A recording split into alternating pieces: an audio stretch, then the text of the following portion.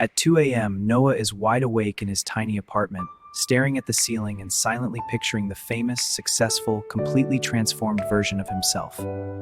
In his mind, he is already on stage, already rich, already proud, already loved, already living a life that quietly humiliates everything he has not actually done. But the next morning, the same hoodie, the same room, the same quiet ceiling, and exactly zero of those big dreams have moved even 1 inch closer. So the question that hides inside almost every silent young heart in America is this: why do we dream so big and somehow still do absolutely nothing about it? To understand it, we follow Noah for one ordinary week, because the psychology of dreaming big and doing nothing hides inside the tiniest, gentlest, most invisible moments. Monday morning, Noah opens his laptop with the fierce eyes of someone who is about to change his entire life in one single glorious, perfect afternoon.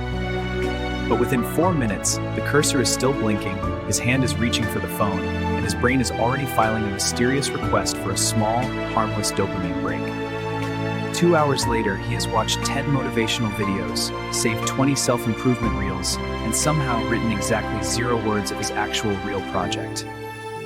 Because here is the strange truth: your brain treats imagining success and actually achieving it almost the same way, and that is the first hidden trap. Studies on goal visualization show that vividly fantasizing about success can quietly drain the very motivation that was supposed to push you toward it. So every time Noah replays the highlight reel of his future life, his nervous system politely whispers, "Great job, we already did the work, you can rest now." Tuesday, he buys a new notebook, a new pen, a new app subscription, and a beautifully aesthetic productivity playlist that finally proves this time will be different. Back home, he beautifully labels every page, picks ideal fonts, color codes his goals, and somehow turns the act of starting into a hobby instead of an action.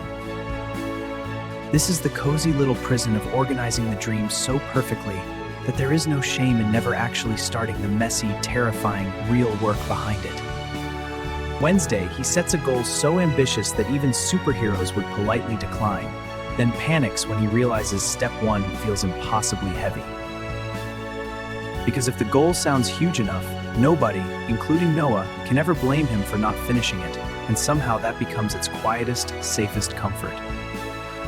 At the gym entrance that evening, he stands outside for almost 5 minutes, hand resting on the door handle, before quietly turning around and walking back home.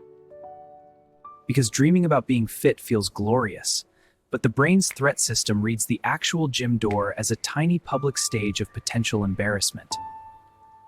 What everyone calls being lazy is often just an old, frightened part of the brain trying to protect you from looking foolish in front of strangers you'll never meet again. Thursday, Noah scrolls through other people's success stories, and somewhere between the 3rd and 4th post, his own dream starts feeling embarrassingly small. He sees a girl his age who already built a brand, a guy his age who already moved abroad, a stranger his age living the exact life he was secretly planning. By the end of the night, he is too defeated to start, too proud to admit it, and too tired to imagine that anything small could ever be worth doing again. Friday, Maya drops by with takeout, takes one look at the wall of sticky notes and notebooks, and silently understands what kind of week it has been. She does not lecture him, she does not motivate him with quotes, she simply sets the food down, sits on the floor, and starts eating like nothing is wrong at all. This quiet, judgment-free presence does something the loudest motivational video on the internet has never been able to do. It makes Noah's nervous system feel safe. Because the human brain almost never moves toward big goals from a place of shame, it moves from a place of curiosity, calm, and the gentle feeling of being seen. Saturday morning, instead of trying to change his entire life in one heroic day, Noah opens his laptop and writes for just 10 quiet, unimpressive, perfectly small minutes. The doc still looks ridiculous, the words are still messy, the ideas are still half-formed, and somehow that is exactly the version his future self has been waiting for. Sunday, he walks to the gym, opens the door, lifts almost nothing, leaves after 20 minutes, and that almost nothing somehow becomes the loudest victory of his entire month.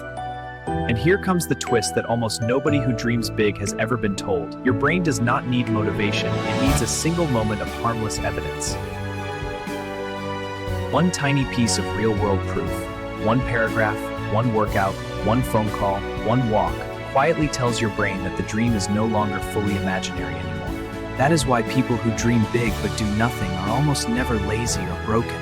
They are simply stuck inside imagination loops that feel too safe to leave. The way out is never one huge dramatic decision. It is a string of unimpressive choices small enough that fear forgets to even notice them happening. 3 weeks later, his apartment looks almost the same, his hoodie is still the same, but the empty MacBook page is now quietly carrying 18 messy, alive chapters. And here is the mind blow. The people who dream big and do nothing are not failures, they are powerful imaginers who were never gently taught that small action is sacred. So if you've ever dreamed huge while doing almost nothing, smile a little tonight, because that quiet dreamer inside you is not lazy, it is simply waiting for one safe, tiny yes.